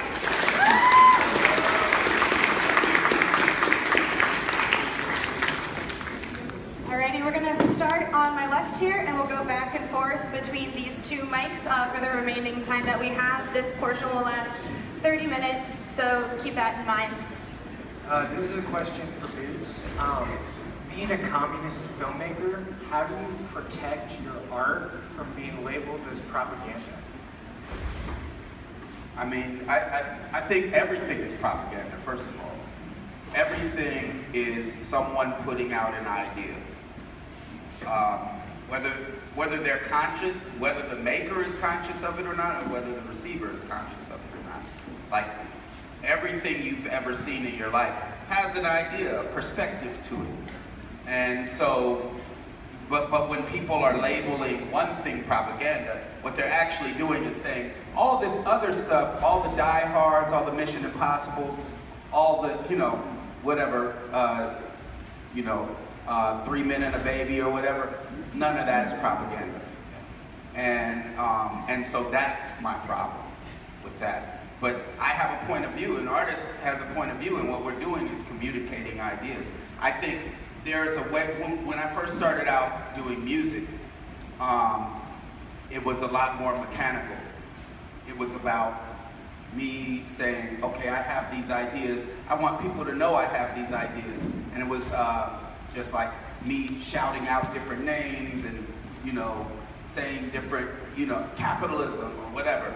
And after a while, I figured out that to the extent that art is worth it, it has to do with humans communicating to each other. And so I stopped using, and I realized also that certain lingo that we have on radicals have are shortcuts, but they also stop us from understanding what we're talking about and stop the listener from understanding. So a lot of people can say capitalism, and we'll keep saying that, but actually some people, you'll say capitalism and they think you're talking about how you get advertised to on TV or whatever. And so I kind of changed those things and started talking more about from a human experience of my dealings with the system I'm in, and expanding from there, just making sure that I'm true to myself. And I think that's why my art has come out in a different way than sometimes when people get excited about whatever they're believing and make that thing about that. Thank you. Take a question from over here now. Hi. Something that has been sort of a problem in the past years of organizing in leftism, anti-capitalism, socialism, and other liberation struggles is the extent to which, and I know this is probably something that gets brought up a lot, but it's something that I didn't hear you guys comment on, and that's the Eurocentrism of socialism, and the fact that it seems in a lot of organization spaces I've been, it's like starts, French Revolution goes up to 1917 and boom, so socialism died. But it's like, since then the forefront of national liberation has been almost exclusively people of color. Theory, revolutionaries, movements, successes, and yet we still find ourselves, reading Rosa Luxemburg over like, I'm not saying don't. What I'm saying is like, I'm not advocating like, bringing up people of color on par. I'm asking like, is there a way? Do you guys think it's smart? Because I want to know what you guys think, to reconfigure what we mean by anti-capitalism, so that it centers the reality of colonialism. Colonialism came before capitalism. You can be anti-capitalist without being anti-racist. You can't be anti-racist without being anti-capitalist, right? So I feel that emphasizing the role of race within the modes of production gives us that. So how do we, as students, in America, make those moves without, one, tokenizing, and two, without seeming like we're too far off, obsessed with outside causes that's not directly relevant to students here? One thing is, for myself, part of my move away from using certain lingo, because I felt like I had a barrier between myself and who I was communicating with, was that I say that I'm a communist, if you want to call me socialist or whatever. I don't say I'm a Marxist, because as Marx pointed out at one point, when he saw things saying that he was wrong about something that he thought, he said, I guess I myself am not a Marxist. Because the point is, and I understand why people will say Marxist, because I'm not arguing that point, but my point is, for me, it's about the principle, right? It's not about just these great theorists, and there are many of them. It's not just about these great theorists, and because I'm not in the academic world, it's not like there's this star theorist right here, and I'm a Gramsciist, and I'm a this is, it's about these ideas of liberation and where the power lies. And so often in my discussion about how do we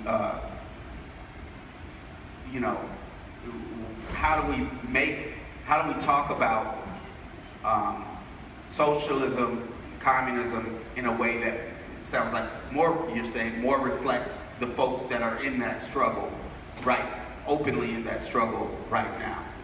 And for me, it's just, I bring those examples up of those folks in that struggle and the things that they figured out in that. And so it's maybe a different answer for everyone, because I'm not like saying, hey, I'm not even saying, hey, read Fanon, right?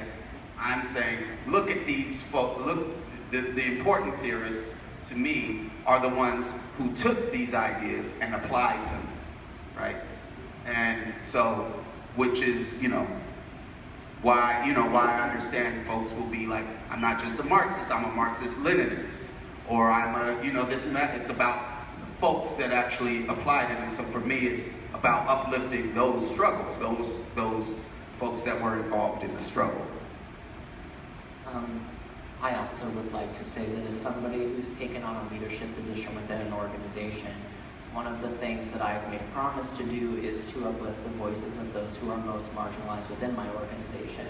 And I think that by encouraging people to learn, a lot of people know the history of the USSR, that's fine, whatever. But a lot of people need to learn the liberation struggles of people in Latin America and people in Africa, because the Pan-African movement and, the Cuba's liberation struggle, like those are things that are essential for understanding socialism, because you know what, they're still here. The Soviet Union is gone, and you can talk about the Soviet Union all you want, but like talking about Cuba as an existing nation or Venezuela as an existing nation, like those are the people we should be extending solidarity to and learning from, not some dead white guys who, haven't been doing anything for decades. So we'll take our next question over here. Hi. So this question is for Boots and Bennett specifically, but I'd be more than happy to hear from the other panelists. Just to kind of ground it in a specific GU example and then extrapolate, as I'm sure Bennett knows and you might be aware. I didn't hear. Tilt the mic down. Sorry. Okay. Yeah. Okay. So like I said, this is specifically for Boots and Bennett, but I'd be more than happy to hear from the other panelists, as I'm sure Bennett knows and you might be aware. Boots, there's been a lot of organizing going on this campus around a myriad of issues. Brett Kavanaugh, sexual violence, mishandling and covering up. Obviously, Transparent has been fighting against Coke influence for a while. And we have just now kind of been receiving verbal and direct confirmation from the administration that we don't care, we're not doing anything. So extrapolating from that, once as like leftist organizers and activists, once we go through the phases of kind of being like, okay, we played by your rules, we did a petition, we did sit-ins, whatever, once they say you're doing that, we're still not going to change anything. How can we move forward to kind of work outside the parameters given to us as acceptable activism without being immediately dismissed as radical and this isn't to imply that there's anything wrong with Antifa, but the public consciousness around Antifa is just that it's bad. So just to clarify, I guess, how can we work outside of the parameters of social activism and disobedience that have been given to us when even within those parameters, it's proved that they don't change anything without being disvalued for being radical. Does that make sense? Yeah. You're gonna have to get disavowed for being radical. So, that's just basically what, because really it's gonna take you building up a movement that's strong enough to shut the place down. And only at that point will they, it sounds like from from what I'm hearing about how the administration is acting, it's going to take you being able to shut down the campus. And that has to do with how much of a base do you have here and can you pull that off. But yeah, it's going to be, that's a radical action. And that's coming from a radical perspective. And so what you actually may do is change people's perspective of what a radical is. So, yeah. If I could just add, there are companies that hire themselves out to university administrations on the grounds that they know how to control student unrest. They get big bucks for that. One of the standard ploys they advise presidents and other officials in this situation is to say that nothing these students is doing is going to have any effect. This is not a statement of analysis. This is an attempt to dissuade you from continuing. That's all it is. The truth is exactly the opposite. That it's precisely because you are affecting them that they need to tell you that you're not, so that hopefully you will stop. My advice is go right ahead. Boots is right. They may call you any name in the book because their strategy of dissuading you by discouragement failed. But that's a win for you. Keep going. I also think that as a Mason student, if, I'm a firm believer in a two-tactic struggle, the reform work, but also, the stuff that's maybe not so nice. I think we need to get rid of Cabrera. I think if we do not find the president of our university acceptable, then we should remove him. I think that we should be allowed to have control over who runs our university. It's our university. We're paying the money to go here. We should be in charge of who's running it. Thank you. Thank you. Great question. Over here. Yeah, I have a short question. One, it's good to see that you have an SDS chapter here, but it's also, remember, it's difficult to maintain a lifetime commitment to this struggle. Gerald Nadler was an SDS at Columbia in 1968. Now he's the head of the House Judiciary Committee. So his politics have moved, considerably away from the idea of socialism. But the question is, I think that one of the problems with past revolutionary movements is the idea that they did not win people to the idea that communism means the end of the wage system. They tried to maintain a wage system, a better one, less inequality, and eventually it seems like over time, you just get back to where you started with more growing inequalities. You've seen that in Russia, you've seen that in China, seem to be seeing it in Cuba and also in Venezuela. So I'm asking the question, do we think we really have to make eliminating the wage system a key component of building a serious revolutionary movement in this country? I think it's all about where you start with that. Like for me, that seems like something that you'd have to already have a certain amount of workers' power to attain. It's kind of like when some people have abolished the police. I'm like, yeah, but that's probably going to take a revolution, right? So, yeah, I mean, I agree with that, with that idea. But the question is that seems like it's something for after the revolution. Are you talking about like doing it beforehand? You're not going to do it till after the revolution, obviously, but should people begin to have that idea as that's what we're fighting for, that's the goal, that's the strategy. So he said that he would prefer that it be an ideal and part of the strategy going forward with any movement that may end in a revolution. Yeah, I mean, I think you mean by wage system what I began with is that people have to go and work for wages and do what other people tell them because they don't have their own means of production. They can't produce on their own. Okay, so that's why there are wages. There are wages because people wouldn't pay themselves wages, right? So yeah, I mean, we're not going to have. This is the major social problem in the world, the advancement. But we're not going to have a free society unless people have means to produce and create their own life without having to do the bidding of somebody else. Whatever you call that somebody else, private capitalist or bureaucrat or whatever. Now, the thing is, people come to movements in various ways. People struggle for freedom and for various reasons. And the point is to create the unity among these struggles. We don't have to rank them, we don't have to prioritize them. Not everybody has to have the same focal point. Okay? If we want a free society, yeah, we have to get rid of people selling themselves in order to live. Absolutely imperative. But do we have to organize every movement around that? Or can we bring people in to fight against Trumpism, to fight against the far right, to fight against misogyny? I say, hell yeah. Okay? As long as people see that all these struggles are connected, it doesn't matter where you begin. I have to pee real quick, so I'm going to run and come back. Where is the bathroom? You're going to go out this door to the right a little bit. Is it the right or the left? Out that door? It's to the right a little bit. If I could just respond to this question. I think it's imperative what you say, that the left needs to argue for higher wages, but never should do that alone. We should be the people who say, yeah, we have to fight for higher wages, but we're trapped in a system where the person we're trying to get the higher wages from has every incentive not to give them to us, to delay them, and once we've gotten them, to undo them as soon as possible by every stratagem, like bringing in an immigrant and paying him less, or hiring children, or all the things we know capitalism has done. Wouldn't it be a better arrangement if we didn't have an adversary determining our wages? If we were our own employer, and then as a community, we decided together who gets what.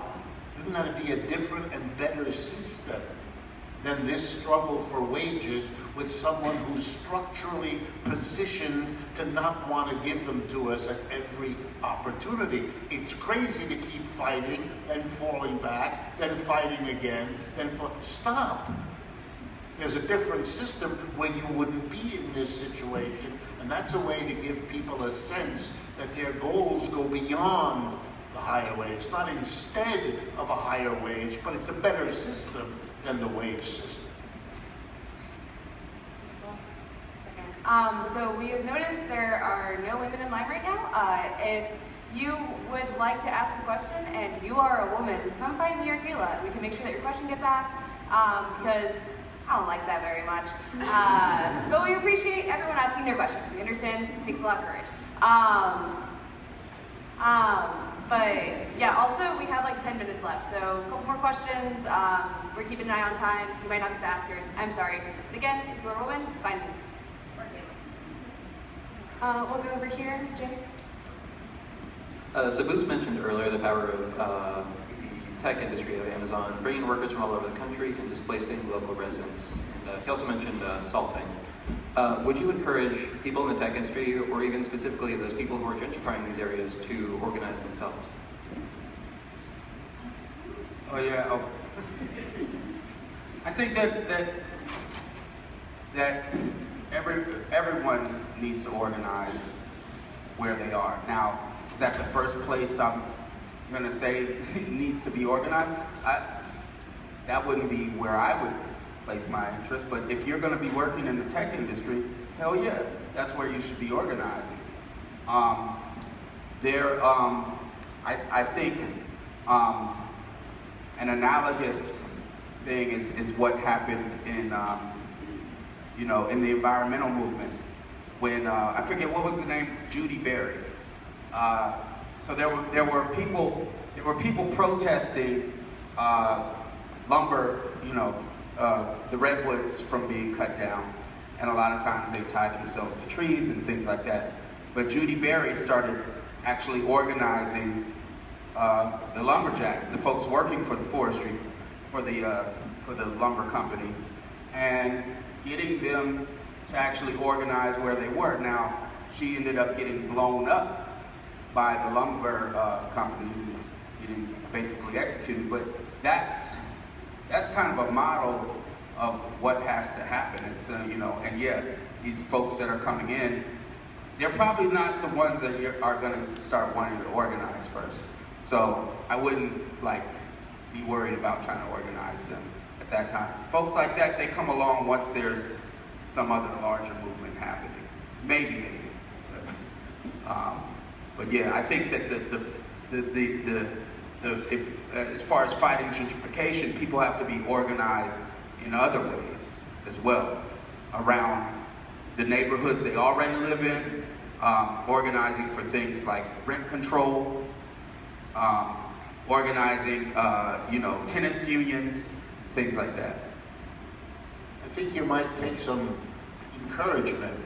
Here's an irony of modern American capitalism. It's made it harder and harder for young people, particularly, but older ones too, to either get a decent job or to hold on to a decent job. A lot of people who had a good job, when the economy crashed in 2008, they lost that, they can never get it back.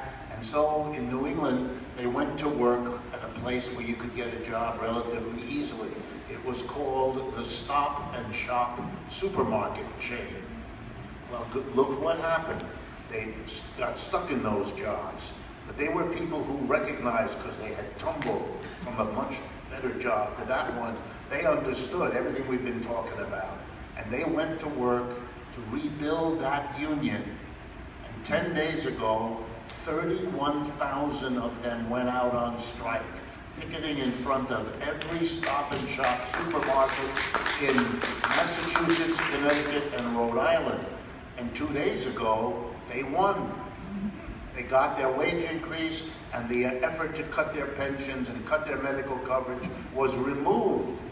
And the Boston Globe reported, and this was so important, that they had gone into the communities to build the support. They were doing the kinds of things we're talking about. And the drop-off in the week before Easter of the customer base of them was 75%. And that settled the strike. And they went back, 31,000 people doing supermarket work. America is changing. These things are now happening in a way they haven't for years. Wonderful. We only have time for one more question, so I think we're going to have woman go last. So go for it. Oh, and I'm sorry for all of those who weren't able to ask your questions. Please return to your seats now. Thank you. Cool beans. Thank you for letting me ask a question. This is open to anyone who feels they have the capacity to answer. Louder. Louder. Hello. Hello. Hello. Sorry. I find in a lot of circles, activist circles on campuses, that a lot of, especially American socialist activists, find a disconnect between their socialist identities and the BDS or Palestinian liberation movements. How do you think younger American activists can integrate their socialist identities into being an ally for Palestinian liberation, and how have you, if at all, engaged in that sort of discourse? So I've spoken out in favor of BDS, and know many people in Palestinian liberation movement. I haven't found that disconnect, but so, you know, I luckily, well, maybe people just talk to me differently than they do, but I think the question becomes, it's the same thing of you know, what Israel is the extent, is bourgeois nationalism, you know, taken to its inevitable course, right? So put in that context, you know, the colonizing of Palestine is something that you know, everyone that's looking for the freedom of the working class and the control of, you know, for the working class to have control of their surroundings has to be in support of the Palestinian people having control of their surroundings. If you have, I see a theoretical disconnect overall with being able to be against capitalism and not think that that folks that live in Palestine should be able to vote on who controls them, right? Like they live in an apartheid state where they don't have any say over who runs the country that really rules them, you know, so. Yeah, I would only add that something that Booth said earlier. You can take a position supporting the Palestinian, the right to their existence, the right to the land that was theirs. But you also have to be critical a little bit when you do that, so that your position is understood. For example, to directly confront the effort by those who are opposed to you to equate the critique of Israel with anti-Semitism, so that you can separate. Their effort is to avoid that. And using anti-Semitism against the left is now a major activity. It's the attempt to destroy Jeremy Corbyn's movement in England. It is done in France as well, and so forth. So that should be woven in. And finally, you should also know that it has been for a long time very convenient for all kinds of regimes we can't support in the Middle East to focus their people's anger, a justified anger about how they're treated, on Israel, as if that's the way you would both weaken the opposition and build the support for what BDS would like to see happen. I think also an issue is that a lot of socialists are unwilling to engage in decolonial struggle and decolonial theory. That's the disconnect I was talking about, yeah. I think that spaces that requires people to engage in that. I think that, you know, if you're running an educational campaign and you're not having the voices of indigenous people, of decolonial theorists like at the forefront, then you're not building a socialist movement. You can't be an imperialist and a socialist. You know, socialism is a fundamentally anti-imperialist ideology, and I think that that needs to become more of a common thing, is the enforcement of having people engage in those struggles on a daily basis.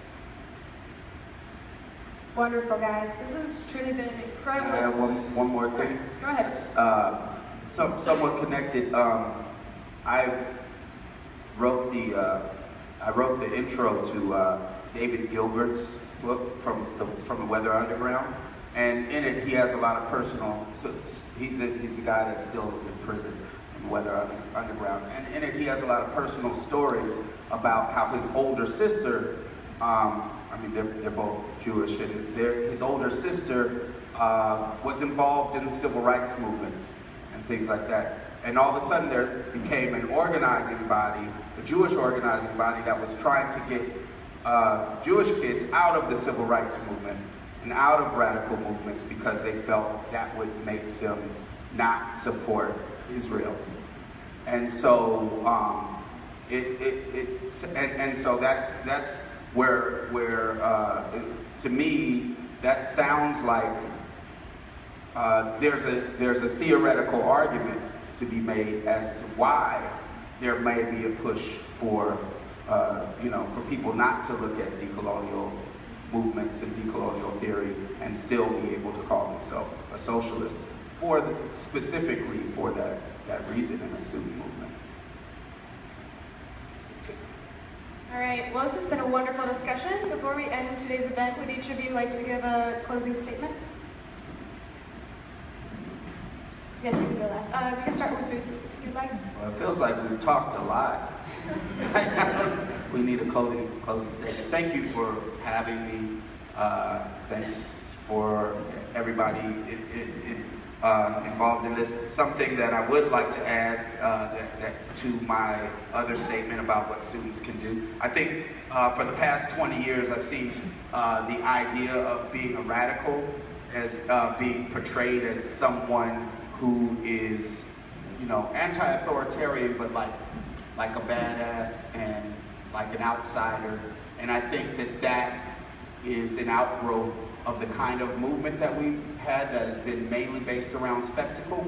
And we need to change what that idea is of ourselves to being someone that it is your job to have friends. It is your job to get along with people. It is your job to be able to walk through your neighborhood and know everybody. To be in your workplace and know everybody and to hang out and struggle with people and to get people involved. That's what an organizer, and that's what a radical needs to be. I also want to thank you for inviting me and thank you for having the courage to come to this event, particularly those of you that spent a lot of time and energy organizing this event. You're doing it in a university that is very unfriendly to these ideas. And I think that's the kind of courage, in a sense, Boots was just talking about. You're doing it, and my hat goes off to you. I'm an economist, so a final thing I would like to say to you is, just to bear with me for a moment. You have an economics department here for which the name Neanderthal would apply. But I'm not going to call it names, which of course I just did. I'm not going to call it names, but I want you to think about something. In the wisdom of this university, from your president on down, they have organized an economics department that does not contain a single faculty member who's devoted to mastering the enormous literature of criticism of capitalism, of alternatives to capitalism, so that you would at least know what in the world there is. It's as if you were being taught a very narrow dialect of a forgotten language in your linguistics course. Where is the commitment to education opening your mind? In economics, it's closing it. It's foreclosing you would even know what the options are. That's not balanced education. That's not education at all. You know what that is? It's fear coupled with indoctrination.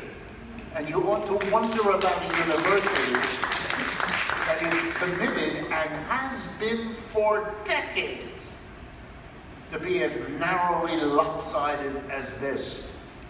The real answer should be, shame on you. Thank you.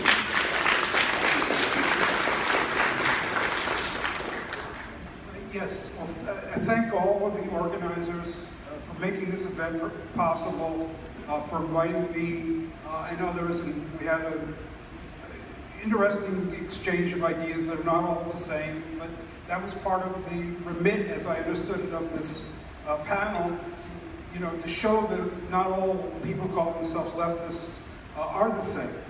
And I think, you know, it's important to see what the differences are, work through the contradictions. I really think we have to face, as people on the left, the tremendous crisis that we face in this country and the world faces because of Trumpism, the Trump administration. We are not going to have socialism. We are not even going to have liberal democracy if this man gets away with what he's trying to do and is getting very close to succeeding. You know, people say, well, vote him out of office in 2020. Hello, if he is not president, he can then be indicted. Do you think he's going to allow there to be elections? Maybe he will, but it's not something I bank on. I think that's a very risky, reckless kind of strategy. And there are a lot of fights we've got to engage in and a lot of issues, but we are facing a crisis in this country. And if we evade the crisis caused by the Trumpism and the far right, and just white nationalism, the white nationalist base of Trump, we're signing our own death warrant. You know, we're going to be in concentration camps or in exile or something like that. Okay. Now, let me just say one more word with respect to the struggle against the Kochs and so forth. I don't like their ideas any more than you people like their ideas. In fact, I like them a lot less. But the core issue is not that their ideas are bad. The core issue is that we live in a post-truth environment, a post-truth society in which people say anything, and as long as they got the money, as long as they got the resources, as long as they got the fan base, they can get away with it. They're not challenged. They're not forced to retract. Truth is just not upheld as a virtue and something we need to have. Okay? So it's a bigger problem than just libertarian right. Okay? If we had a real commitment to truth and to truth-seeking and to correction of the record, we wouldn't have Trumpism, of course. So among the things I urge people to get involved with is a group that emerged with the March for Science. Okay, and I'm involved in it. It's called the Pro-Truth Pledge. And it's trying to get people, influential people, political people, to commit to truth-telling and retraction of errors and so forth. We really need a commitment to plain, old-fashioned, objective truth. And to fight the enemies of truth, whether it's, the Mercator Institute or whatever it is. They need to engage, okay, and answer the criticisms. And we need to engage and answer the criticisms. And only through that dialogue will we be able to test where the truth lies.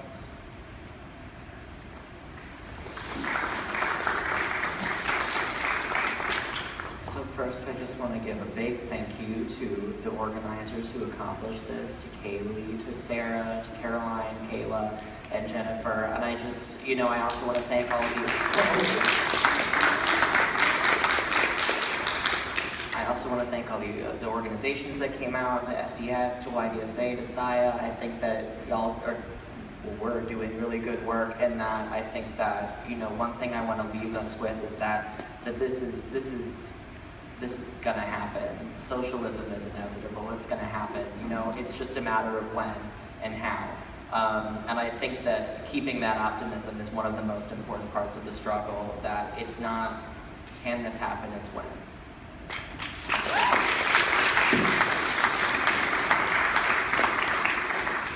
This has been a truly incredible experience and discourse. Thank you to all of the panelists for coming here today. Thank you for all the people who made this event possible, and thank you to all of you who came out and participated. We are eternally grateful. Just want to leave you with the reminders, solidarity forever, and have a wonderful day.